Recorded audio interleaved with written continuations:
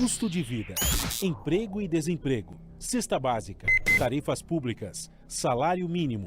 Agora, na Brasil Atual, a análise do DIEESE.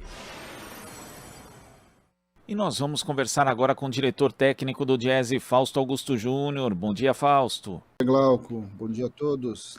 Fausto, o Brasil teve, depois de 3 meses de deflação, né? Já em outubro a gente voltou a ter a inflação subindo e agora pelo segundo mês seguido a prévia, chamada prévia da inflação, subiu com destaque para alimentos e planos de saúde. Mas os combustíveis também voltaram a aumentar de preço. Como é que você viu esses dados divulgados do Índice Nacional de Preço ao Consumidor Amplo, IPCA 15, na semana passada, Fausto? Bem, Glauco, de alguma forma era o que a gente já vinha falando antes da própria eleição. Ou seja, quando a gente teve uma redução da inflação, quando a gente teve ali a questão da mudança da tributação sobre combustíveis, você teve ali a desaceleração da inflação. Agora, a questão tributária simplesmente ela retorna, né? Ou seja, ela não coloca ou não resolveu o problema. A gente vai acabar assistindo de verdade ainda o que vai acontecendo de acordo com a própria lógica dos preços, tanto ligado a combustíveis quanto a alimento. As questões referentes à alimentação não mudaram, elas continuam com problema e enquanto você de fato não implementar uma nova política de apoio à agricultura familiar, enquanto você não recompor os estoques reguladores, a gente vai voltar tendo problemas com alimentos. No caso dos combustíveis, a gente já sabe, já há algum tempo vem falando sobre isso, que é a questão da política de preços da Petrobras. Toda vez que sobe o dólar, toda vez que sobe o petróleo no mercado internacional, o combustível sobe. E além disso, a gente está vendo também as questões sazonais, ou seja, vinculadas aos próprios contratos, como a gente está assistindo agora na questão de planos de saúde, enfim, todo o setor de saúde.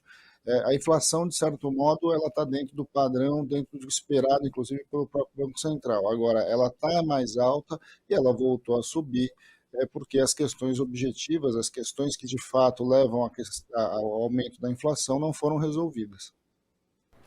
E esse é um ponto muito importante, né? Porque durante a eleição, muitos especialistas falavam que a inflação estava sendo segurada de uma forma artificial, principalmente por conta da postura, né, da Petrobras de segurar alguns reajustes que poderiam ser feitos segundo a própria política de paridade internacional feita pela empresa desde o governo Temer.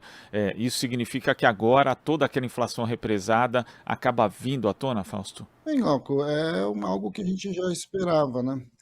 De alguma forma, você tem, de um lado, a questão de combustíveis, de outra, a questão de alimentos. Enquanto você não enfrentar essas duas questões, você, de alguma forma, não vai resolver o problema de inflação, que tem como base a questão da oferta. A gente vive, sim, uma dificuldade internacional, uma inflação no globo, ela está, sim, sendo puxada, e aí nós temos a discussão da guerra da Ucrânia, a gente tem desde as discussões da pandemia, e tudo isso, de certo modo, intervém na questão aí na questão inflacionária. Agora, vamos assistir aí como vai ser as ações, quando foi indicado o próximo ministro da Fazenda, como vai ser a construção aí da nova política econômica do governo Lula. Tudo isso, de alguma forma, tende a caminhar na resolução de alguns desses problemas. Vamos assistir um pouco de como é que isso vai acontecer, porque a partir disso a gente pode saber aí como as coisas vão avançar. Dentro disso, né, que vai acontecer ainda, Fausto, você vem falando aqui há algum tempo dessa questão da política da Petrobras, mas tem outras, né, estoques reguladores também, tem a questão do apoio à agricultura familiar. Que tipo de medidas emergenciais você acha que poderiam ser tomadas para tentar refrear, em especial, a inflação dos alimentos, que é a que mais castiga o brasileiro, já nos primeiros meses do governo eleito, Fausto? Então, Glauco, esse é um debate que precisa ser pensado e construído ao longo do tempo, principalmente no primeiro ano. De um lado, a gente vai ter que trabalhar com a questão do fortalecimento da agricultura familiar, a gente vai ter que retomar e fortalecer programas como o PAA, o PNAE, ou seja, o Programa de Aquisição de Alimentos, o Programa de Alimentação Escolar.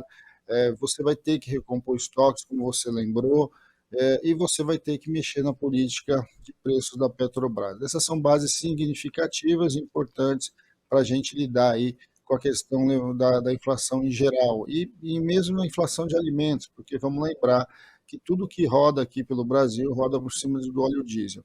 Não é possível você continuar tendo 1 litro de óleo diesel custando mais do que o litro da gasolina. Isso é uma distorção do próprio lógica do mercado que a gente tem e do ponto de vista das necessidades da população.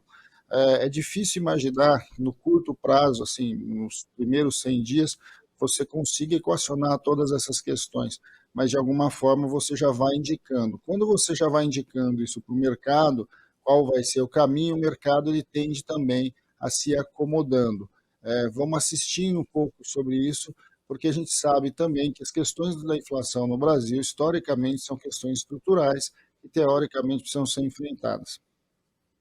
E são questões culturais e agora, inclusive, né, nesse último ciclo econômico, ficou até um pouco mais confuso, Fausto, porque em geral a inflação aqui era sempre a chamada inflação de demanda, né, provocada justamente pelo aumento do consumo ou eventualmente por alguma quebra de safra, mas dessa vez foi diferente, né? Essa inflação recente do governo Bolsonaro tinha outro tipo de característica, principalmente vinculada à questão do preço dos combustíveis. Então muda a característica, também vai mudar o jeito de combater, não é só aumentando os juros como tem sido feito aqui no Brasil, uma receita, aliás, que é bastante antiga, Fausto. E aí a gente volta a outros dilemas que a gente vai viver agora no próprio governo Lula. Vamos lembrar que o Banco Central é um Banco Central autônomo, a presidência do Banco Central não muda, né? Agora ela continua, o que deve indicar que dificilmente a própria política do Banco Central mude no curto prazo. A questão da elevação de taxa de juros para controlar a inflação, é difícil de imaginar que isso vai se alterar nesse primeiro momento. Há uma necessidade, sim, de fazer uma boa discussão ali junto ao Conselho Monetário Nacional, porque este, sim, vai mudar, em que você tem que articular, né? O combate à inflação precisa se articular ao crescimento econômico, à possibilidade de geração de emprego e renda. Acho que esses são os grandes desafios que estão colocados. É claro que quando você vai equacionando as questões estruturais, a gente vai enfrentando, inclusive, a questão de juros, né? Acho que esse debate vai ser um debate que vai ser muito quente aí nos primeiros meses do próximo governo e que, de alguma forma, vai indicar para a gente um pouco esses caminhos por onde vão traçar. É claro que, por exemplo, o debate agora que a gente está assistindo sobre a PEC da transição, sobre toda essa discussão de teto de gastos, vão fazer diferença nesse debate, e inclusive a questão em relação a essa queda de braço entre o governo e o chamado mercado, mas que na verdade a gente sabe que é o mercado financeiro. Tudo isso a gente vai assistir muito provavelmente aí nos primeiros 3 meses do novo governo.